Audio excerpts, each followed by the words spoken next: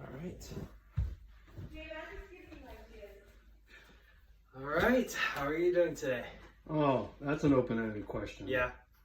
This whole pandemic, COVID thing, I'm trying to remind myself that I am too blessed to be stressed.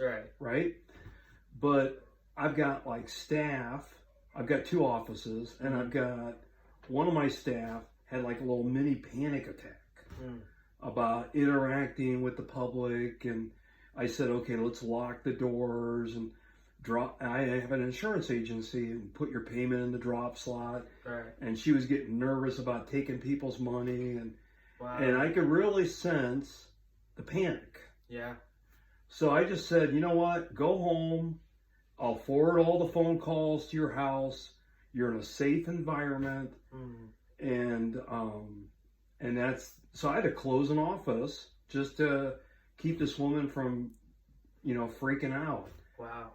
And I'm trying to stay calm, and I'm doing everything I can to be smart about this, but it's frustrating. I mean, I'd really like to wind the clock back and not be dealing with all this nonsense. I understand what you mean. It'd be great to just go back to the way things were, just wind the clock back. Yeah. I just want to let you know, like, I understand the situation you're going with, and the anxiety and the stress. And I don't know. It's awful.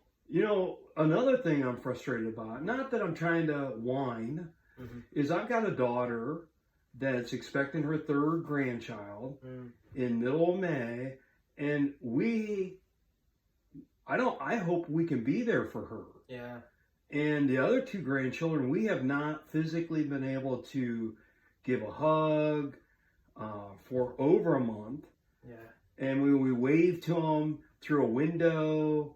We drop off groceries, but we've not been able to connect with our grandchildren. Yeah. And I'm really afraid for my daughter because she's expecting a baby, which is a huge thing. And we hope this whole virus thing calms down where we'll be able to see the physical baby when it's born. Yeah. Yeah. I understand what you're going through. That's honestly, it's such a turbulent time to be giving birth, and also just not to be able to see your grandkids. I mean, that's such an important event, and we are going to be distant from it. Yeah, absolutely. And it's hard to see people financially very suffering. I mean, suffering because of unemployment. And, we are doing well. Financially, we're okay. The business is just really quiet. No one's buying cars or buying RVs, and they're having a hard time paying their bills, so it's a little stressful. But it's hard to pay staff and make payroll knowing that I'm going to need them when this pandemic is over, and I'm actually paying people to sit behind a locked door and answer phone calls that aren't coming in. Right. And it's difficult as a business owner just to keep paying those bills.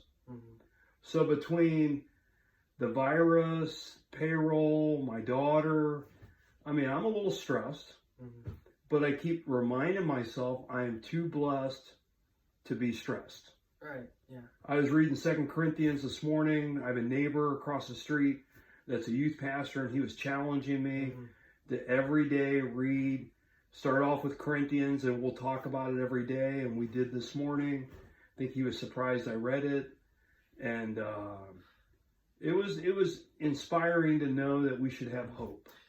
So just what I'm hearing is that the times are just kind of turbulent in that amidst like the kid, like payroll, like the all stock this market, the stock market crashing. Oh man, there's like a turbulent, very, very crazy time. We have lost over $40,000. Yeah, but it's all on paper because it's going to come back. And actually, now is a great time to buy. And I keep putting more money in, and it goes backwards. But that's okay because it's going to come back. Yeah. It is okay that it's going to come back. And, I mean, you're right, absolutely right. This is a good time to buy. Well, but it's hard to see your money drop like that. even But you though know it's not what? It permanent. reminds us not to put our hope and faith in a material thing that can evaporate. Right, yeah. I mean, money is like sand. If you put it in your hand and open up your fingers, it's gone. So you can't hold too tight because it can go away. Right. But at the same time, you want to be wise, and now is a good time to buy stocks. But it's just, it's okay. I'm 56. It will come back. And as I get older, I'm going to take less risk. But right now, I'm buying stuff and I'm just praying. Praying is probably not the right word. But it will come back. It'll be okay. Yeah. It's an okay time to just kind of buy up and then see what your possibilities are. I mean, it's like you said, it's a very good time. Yeah, could you loan me some money? Because if you could loan me money, I would buy more stock. Like I said, if I had money to give, you're a college kid. Yeah, I don't have any money. In fact, you're in control of my money. So. I can't help with that. But it's been, you would like to get back to your life, back to Chicago. I would. Justin is here. He would like to get back to his life. And we probably ought to just look at this time as maybe just a reset and trying to get us to relax a little bit and enjoy a little bit less busy. Right. Do you feel like you're able to relax or enjoy this time at all? A little bit. Yeah. I mean, I've been working out we can't go to the gym. Right. But I've been working out with a trainer at the park and doing calisthenics and exercises, trying to get my heart rate up. So I feel better when I do that. I've been doing a lot of yard work, so I almost want to go back to work to get some rest because the projects around the house are killing me. Right, yeah. But it's been helpful. You've been helpful Thank you. with some projects, and so is Justin. Yeah. And we're getting a lot done. But I understand the idea of, like working out and working out in the yard, like going to work or sitting down can be just a break from that. Oh my gosh, yes. At least you're staying busy and keeping yourself busy. Yeah, I mean, we've had some nice weather, so I'm starting to. Everybody feels better when the sun comes out. Right. Yeah. But Ohio's weather stinks. Yeah. I mean, it's just a lot of gray skies. You're very right about that. You started off asking me how am I doing? On a scale of 1 to 10, I would say a 7.5. Okay, that's still pretty high though. That's pretty good. And again, I go back to too blessed to be stressed. Right. Too blessed to be stressed. Too blessed. I've got a great wife. I've got my health. I've got good kids.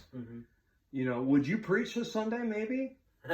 No, straight up. Yeah, it's Easter. We've talked about this. Maybe. I don't know. We'll have to step up, man. Play it by ear. Yeah. We got home church going on. I'm serious. So we'll have to see. We'll have to play it by ear. All right. Well, I'd like to see my tuition dollars, come back. So. Wow. Yeah. Well, thanks for taking a little time asking me how I'm doing. Sure. Yeah. Thank you. Is there anything else that you want to share, or anything else you want to talk about, or? Oh. Not right now. I mean, it'd be nice if tomorrow you help me with a lot of projects. Yeah, I understand. It'd be nice for me to help you with projects tomorrow. I'm serious. We got some wood splitting to do. And I will try. I want to get you on the record that try. Maybe. I will. So, all right. Well, hey, thank you again for taking the time to sit down and talk with me. And I've appreciated getting to hear how you're doing personally. I know it's a stressful time, and just kind of summarize what I'm hearing. Things are very stressful, from Kristen delivering the baby to payroll to people in unemployment, the stock market.